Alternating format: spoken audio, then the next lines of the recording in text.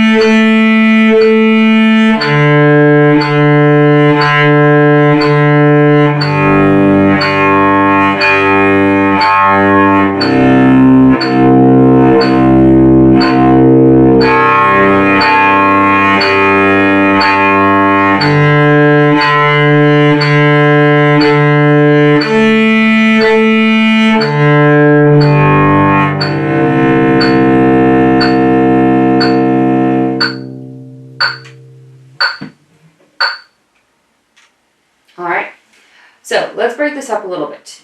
We started with whole notes. When we do whole notes, you're going to have a lot more time to focus on the movement of the arm.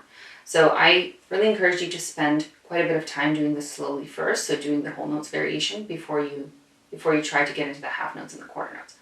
So what happens with the movement of the right arm? As I draw the bow down bow, so I start in this neutral position. I'm going to call this neutral.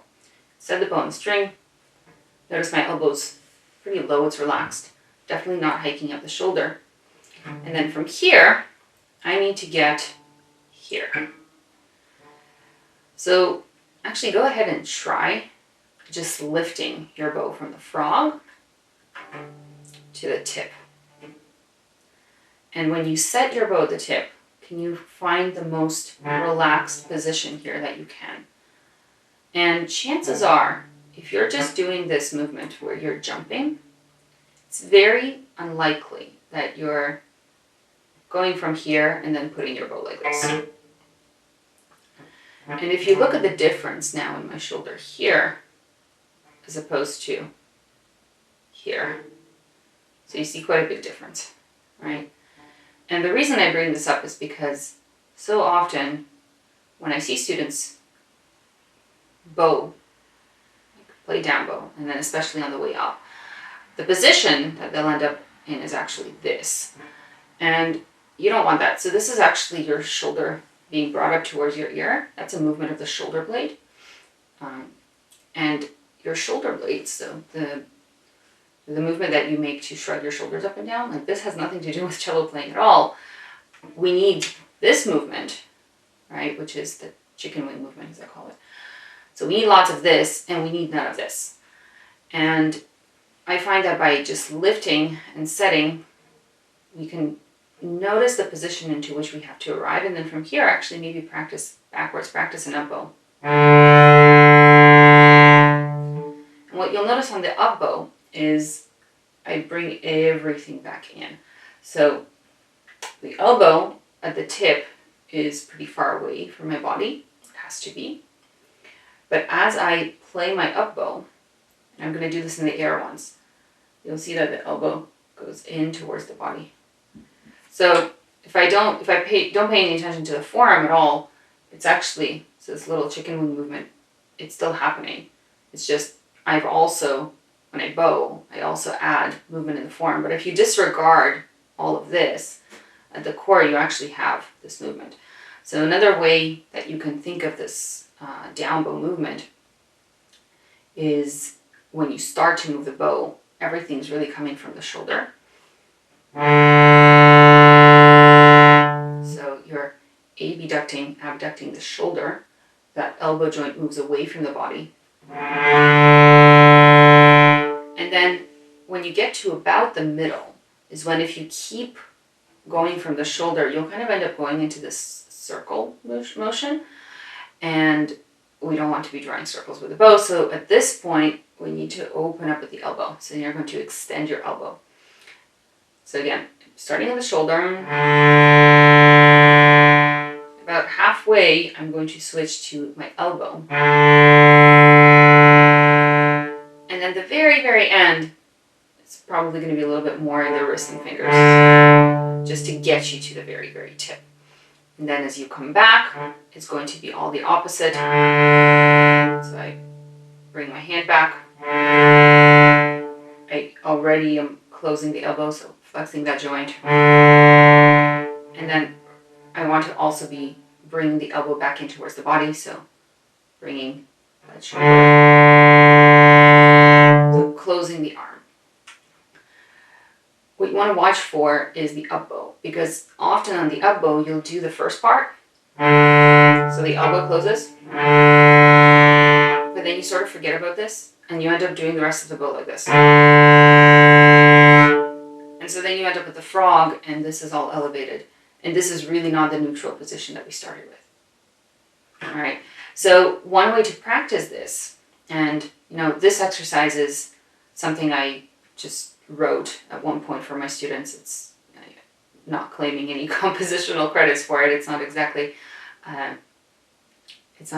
very deep, but what I did this for was just to simplify this practice as much as possible, but to have some diversity. Really, you could just take an open string and just practice this movement on an open string, which I recommend you do before you try and put it in context.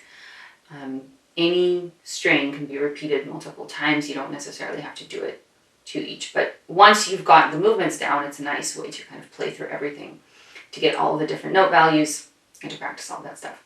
So what you want to practice at the beginning, and I'm just doing this on the D string because it's a little bit more neutral than the position on the A, is to make sure that you start at neutral, you open the arm for your down bow, that your bow has stayed aligned for the entire duration of the down bow, so that it's stayed parallel to the bridge or perpendicular to the string. I like to imagine if you just draw a little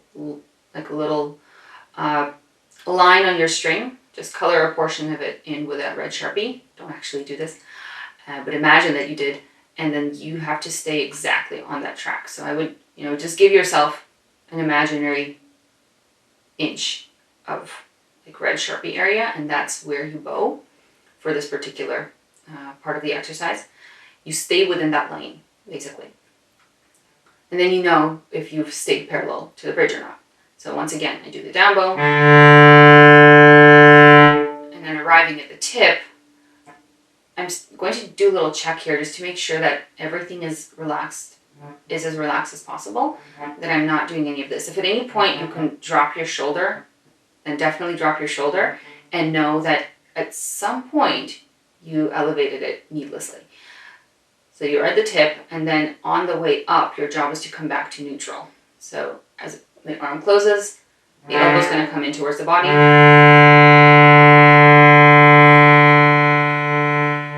here I am coming back to that neutral position of the beginning. Okay, so this is going to happen on every string. Now, once you start to put this in context, this is where you're going to pay attention to the angles. So generally speaking, on the A string is going to feel like you're bowing almost a little bit away from you, right? So I like to use the corners of the cello to help aim. And if you think of the tip of the bow as aiming right between those corners, so not up towards the top corner, not down towards the bottom, but right in the center is where we're trying to get the bow to pass. That's on the E string, so this is the left side of the cello. And you'll notice that even when you set your bow like this on the A, and you make sure that that stick is kind of going right through the middle and it's not pointing down, it's not pointing up, it's going right in the middle, so think almost equidistant from both corners. Once you start moving to preserve this, it's like you're pushing your hand a little bit away from the body. So it's like you're bowing into that corner. So that's this angle. And then when you switch to the D, I'm going to say the frog when I do this, switch to the D, it's a pretty drastic difference.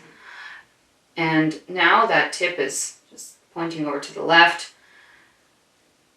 I can check to see if I'm parallel to the bridge also by looking at the string and then looking at the hair and wanting that to make a perfect cross.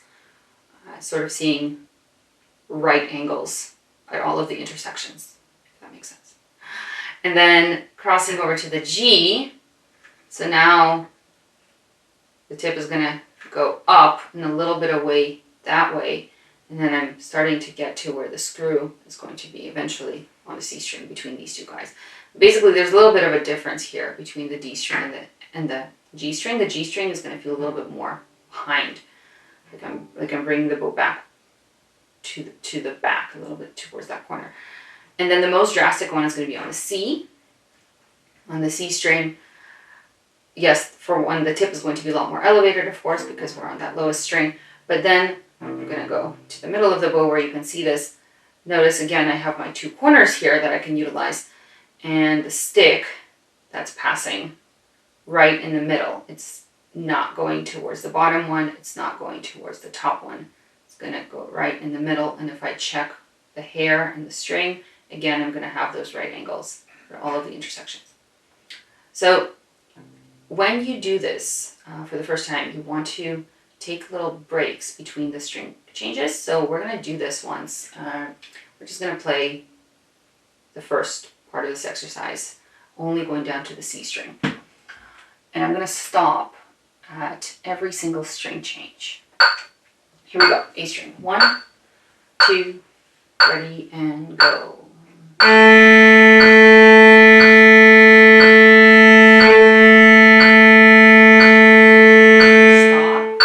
We cross. Make sure that everything's aligned. Relax here. Ready, go. D.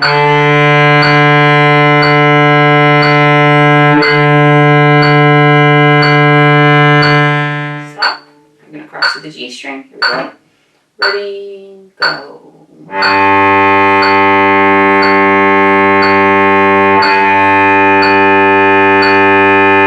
Stop. Cross to C. So check the alignment of the screw. You want it to aim right between those corners. And ready, go.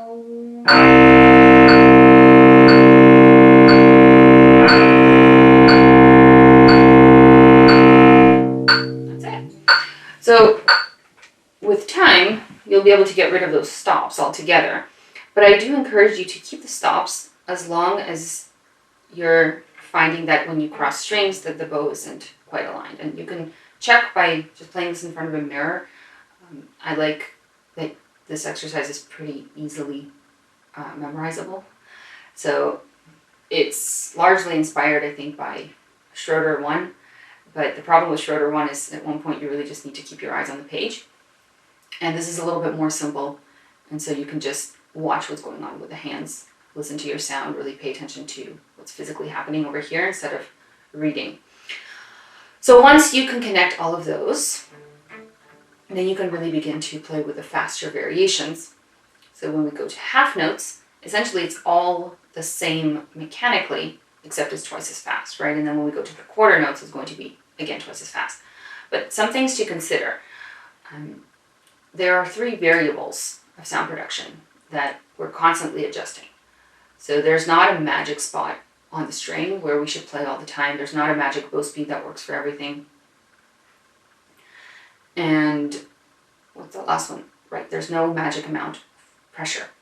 So those 3 things, bow placement, so how close you are to the bridge, or how far you are from the bridge, and then bow speed, how fast you're moving the bow, and also how much bow you're using. So those go hand in hand. And then lastly, the amount of pressure that you're going to have on the string. And these are in no particular order of importance, but all those 3 things are variables that we can tweak. So I think of them as like little knobs that I can turn to find just the right balance. And with what we just did, where we required like a rather slow bow speed, because the one thing that's not a variable in this particular exercise is bow quantity, right? So bow quantity and bow speed, that's essentially the same thing. The task is to always use the whole bow. So we don't get to alter bow speed within each note value. It's dictated by the note values, right? So when you have whole notes, you're stuck using your bow at a certain speed because you have to use the whole thing. And when you go to half notes, you have to go twice as fast with the bow because the task is still to use the whole bow.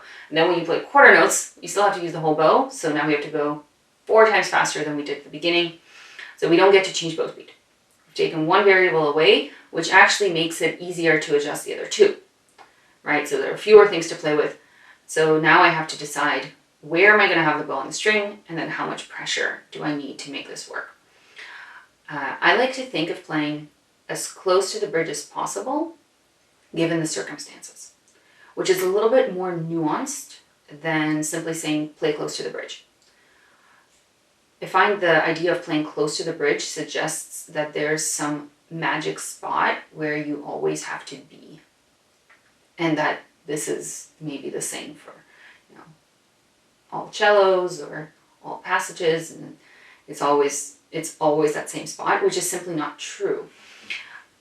What is true, though, is that you're going to get the best sound when you get just to that edge of being as close as possible, yet not so close that it begins to sound ponticello or sort of metallic-y, tinny, or just scratchy.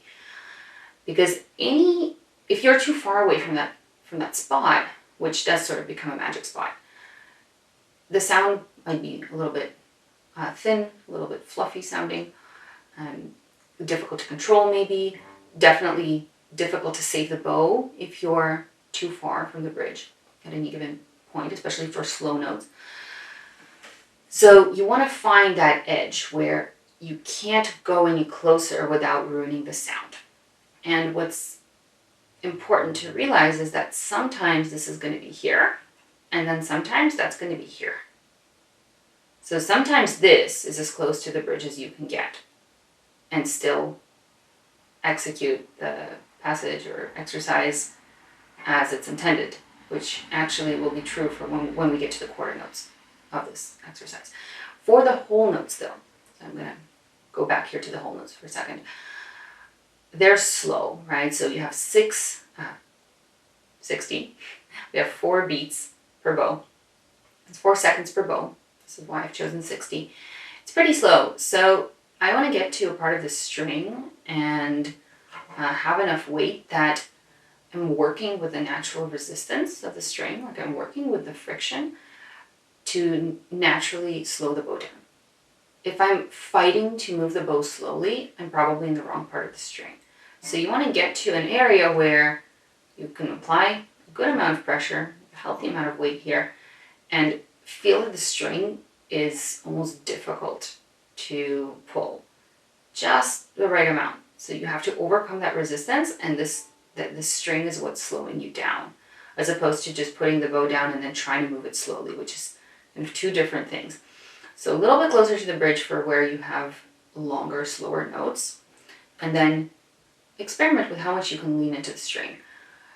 We're not trying to blast this forte, but a healthy mezzo forte, neutral dynamic is good here.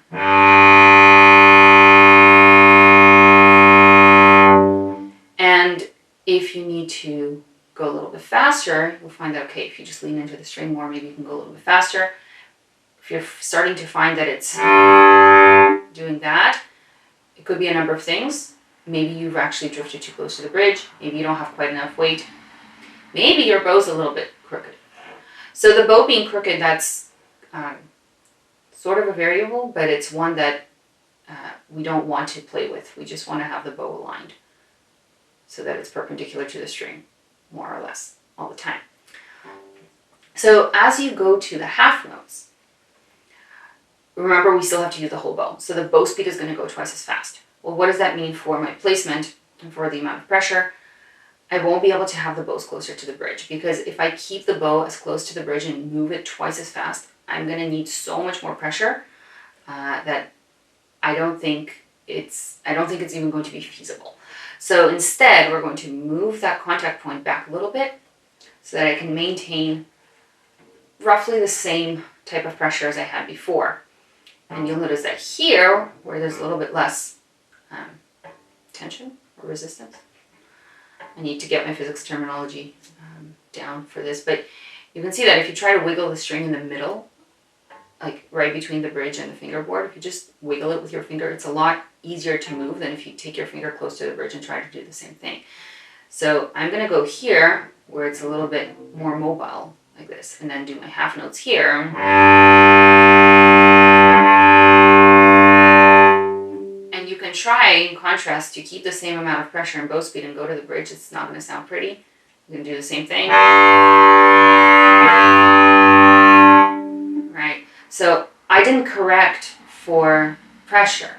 I could try to have more pressure.